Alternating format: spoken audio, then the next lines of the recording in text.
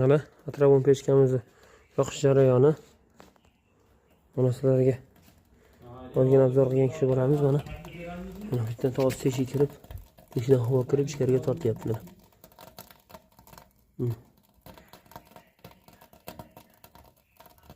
Qizigan sari bu tortaveradi. Temirni o'sishni boshladi mana. Shu 1 minut 2 minut bo'lib qoldi. To'liq yonqasiga saylashgan yoqqanim, buyuk yoqqanimizga. Mana hozir shu holatda kelyapti. Yonib mana. O'tga chidamli kraskalardan foydalanilgan. Bu yerdan yoqib qo'yiladi 1 litrdan ziyodroq. Becho'chamizga yog' sig'adi. Kranillarimiz ham temir kranillardan. Plasmassa emas. Yaxshi kranillardan foydalanilgan. Xo'sh, yonyapti. Bular tashlab oldik. Pili hisobida. Mana hozir o'rtada bitta pauza qildik.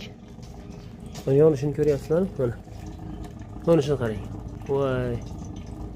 O'timiz o'tib chiqyapti. Kraskasi kuyyapti. Bu kraskasining hidi bu mana.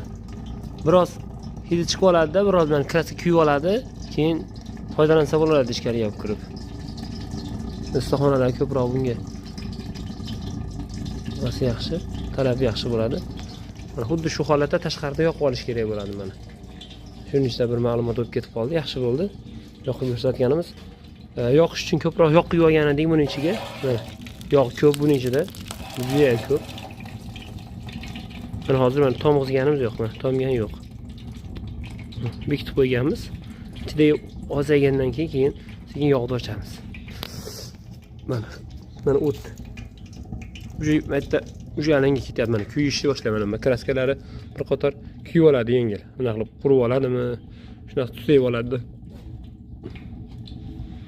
Mana shu holatda mana.